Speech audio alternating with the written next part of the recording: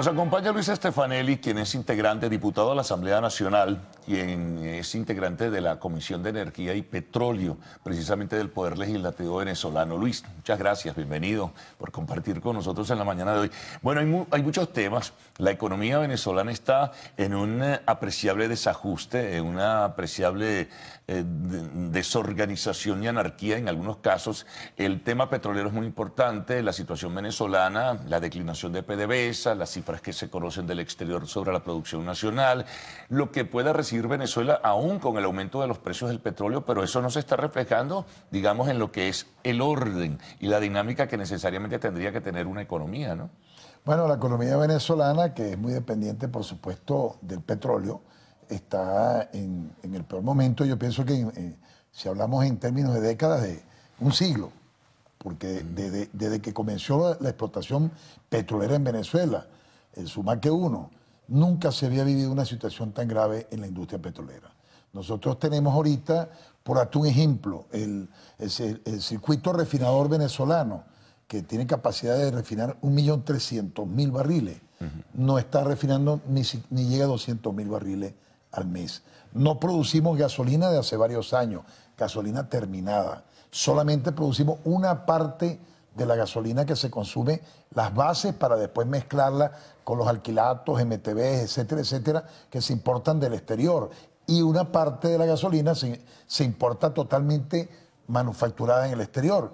Esa es la situación. Entonces, frente a una situación como esa, si tú no produces, tú no tienes riqueza. Si tú no tienes riqueza, tú no puedes repartir riqueza. Que esa es la falacia que está montada. Repartir riqueza en base a generar moneda como moneda de monopolio, moneda que no tiene ningún respaldo, moneda que al ingresar en el torrente de la liquidez monetaria en el país, bueno, dispara la inflación a los límites que estamos viendo. Aún peor, más grave, se está convirtiendo en una inflación en dólares, porque hace unos meses atrás, o un año atrás, usted cambiaba $100 y usted vivía ese mes con esos $100. Ahorita yo dificulto que le alcancen para vivir una quincena. Ahora será en euros, de acuerdo a la reciente decisión que anuncia el gobierno. El euro, lo conversábamos antes de comenzar este intercambio, es una moneda mucho más fuerte que el dólar. Eso significa que el reflejo de aquellos que acudan al mercado paralelo del euro, el reflejo en los precios y el reflejo en la inflación va a ser mucho mayor. Es obvio, ¿no? Es demasiado evidente. Nuestros insumos, el consumo de los bienes del exterior en Venezuela dependen del dólar en más de un 60%. En más de un 60%.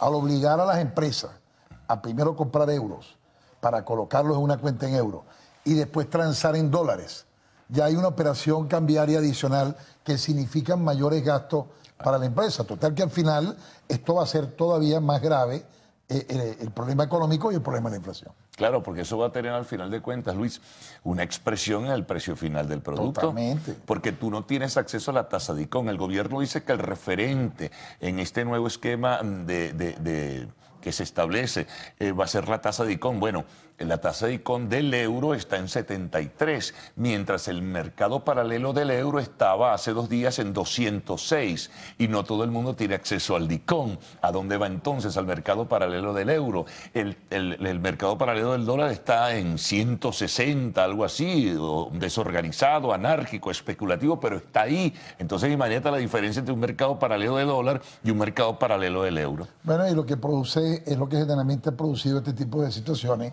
que son componentes de corrupción en toda la institución. Porque al haber un split, una diferencia tan grande, es como decir, si la gasolina te la venden a 0 bolívares y 200 metros más allá en la frontera, vale medio dólar, ¿qué crees tú que va a hacer la gente que anda pelando? Claro. Agarra una pimpina de gasolina y la lleva para el otro lado. Y entonces le dicen contrabandistas.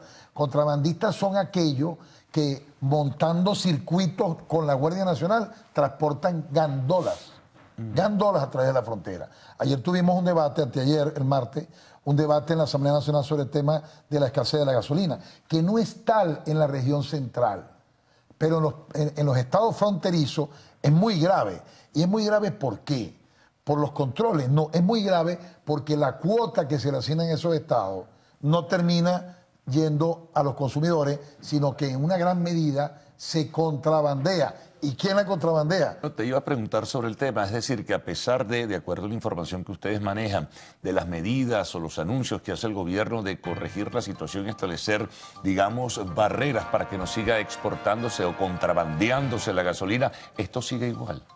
Y va a seguir igual porque se trata, es como decir, es una banda del crimen organizado. Eso está organizado. Eso tiene Pero con un entramado de complicidad un muy grande. entramado impresionante y un régimen de complicidades impresionante. Porque ¿cómo tú entiendes que 30.000? Porque si tú haces las cuentas del consumo y lo que se está metiendo en el mercado, siempre te vas a dar cuenta que hay un hueco de 30 a 40.000 barriles diarios. ¿A dónde?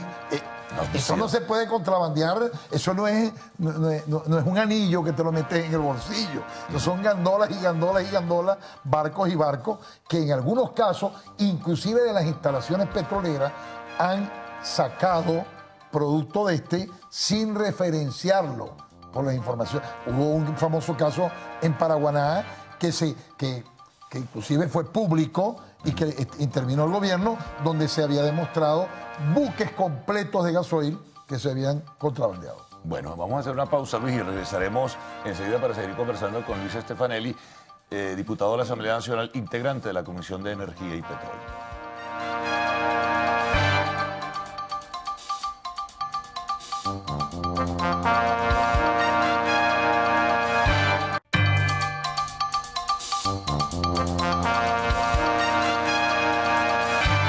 Bueno, continuamos con Luis Stefanelli, diputado de la Asamblea Nacional, integrante de la Comisión de Energía y Petróleo, ¿no? Tú hablabas hace rato, Luis, del circuito refinador, precisamente, digamos, lo medular, al margen de lo que existe en Oriente o en el Estado Zulia, pero lo medular del circuito refinador está en Paraguaná. ¿En qué condiciones están las refinerías en Paraguaná? Desastrosa, es un total desastre. En estos días hubo un evento que fue bastante viral, que tuvo que ver con la catalítica de Amuay, donde tuvieron que ventear, eso se llama, ventear es que tienen que soltar al aire un producto porque hubo problemas en el manejo de la catalítica, entiendo, de presiones, y tuvieron que soltar al aire una cantidad inmensa de catalizador, que después dijeron las petroleras, en un boletín oficial, que esto no es un producto contaminante, y sí lo es. Es un producto que tiene metales pesados. Lo que pasa es que no te mata de insofacto, sobre todo porque se diluye a medida que se ventea, pero genera daños acumulativos en la población, sobre todo en la población de Las Piedras, Punto Fijo, que es la que recibe.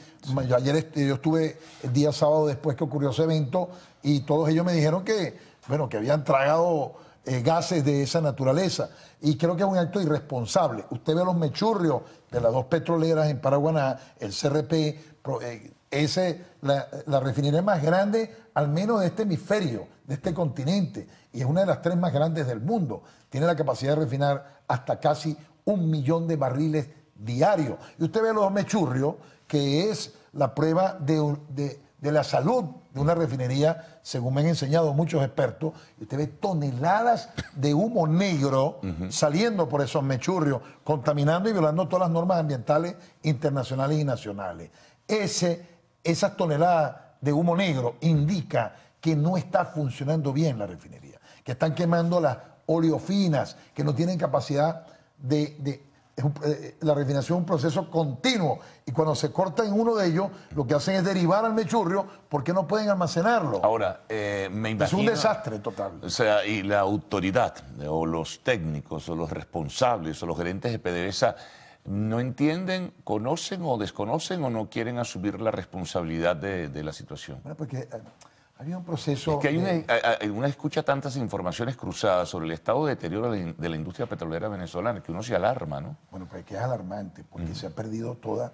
Primero, la moral, el sentido, lo que significaba ser un hombre de PDVSA, que se perdió. No hay moral ahí adentro. Los mismos gerentes han dado ejemplos muy malos ejemplos. Lo segundo es que se han ido casi todos los técnicos. en el complejo refinador Paraguaná quedan solamente aquellos que están a punto de jubilarse, que piensan que les conviene quedarse un tiempo más para lograr su jubilación. Después han sustituido con muchachos de chamba juvenil y gente con muy poca experiencia. Y van a venir eventos de esta naturaleza, fallas que algunos expertos han dicho que hemos tenido suerte, que hemos sido afortunados de que no haya ocurrido otro evento tan Pero la trágico suerte no es eterna, ¿no? como aquel fácil, ¿te acuerdas del de Amuay? Que fue un evento que en un debate logramos demostrar con papeles en mano que fue producto de negligencia, impericia y dejadez de las autoridades que comandaban esa refinería, porque se demostró con papeles oficiales de PDVSA que hacían más de 16 meses, en ese lapso que se estudió, no se ejecutó el 80% de las obras de mantenimiento programadas. Entonces eso fue un sabotaje. Y el dinero en que 16 se hizo meses. es la otra pregunta, ¿no? De 43 paradas de planta solamente hicieron 6 en 16 meses anteriores al colapso, la grave falla o la explosión de Amuay. Y de ahí para adelante ha sido un rosario de calamidades esa refinería. Ahora fíjate, esas refinerías eran muy importantes, ese complejo refinador era muy importante precisamente para la elaboración y distribución de la gasolina, ¿no?, en nuestro país, que por cierto, voy a ese tema y me gustaría abordarlo contigo. ¿Qué ha pasado? No termina de anunciar el gobierno el aumento. El sistema de biopago, el sistema con el uso del carnet de la patria, el sistema del uso de la huella dactilar parece que ha tenido muchas dificultades. Y se va a anunciar en medio de un marco hiperinflacionario un aumento en el precio del combustible. De todo un desastre total. Y yo me temo que la implementación de ese sistema vaya a generar problemas muy, muy graves. Todavía ni siquiera sabemos, mantienen el limbo, cuál es el precio por fin definitivo. Sí, cuál es el subsidiado, cuál es el internacional, cuál es el de fronteras. Es una enredina que tienen, porque es un régimen que trabaja así, a como vayan viniendo las cosas, le vamos dando, no planifica. Yo no sé, yo veo que el régimen tiene muchas dudas en su implementación porque no le han funcionado los sistemas. En un país donde la internet funciona de tan mal, te puedes imaginar el colapso que puede haber en el sistema de distribución de gasolina si le aplican adicionalmente a un sistema ya funcionando de esa manera, la carga que hay que aplicarle para meter todas esas bombas. La lentitud de las estaciones. Además, no todo el mundo, es un desastre. No todo el mundo ha tomado la decisión de sacarse el carnet de la patria, que es otro problema. Otros dirán, bueno, yo lo pagaré con tarjeta de débito, tarjeta de crédito, en fin, no sé, pero ahí hay algo... El gobierno ha hecho un censo en esas bombas y yo me he parado a preguntarle a los muchachos que censan. Y me han dicho que más de la mitad de los carros que echan gasolina no tienen carnet de la patria. Esa es una falacia. Ahí se registraron muchísimos vehículos que no están funcionando, que están parados por X razones. Porque el parque automotor venezolano, en este momento, comparándolo hace 4 años, debe estar por mucho menos de la mitad de lo que funcionaban hace 4 años. Pero ahí registraron todos esos carros, mucha gente. Bueno, pues que se va a convertir también en otra fuente, digamos, de bachaqueo.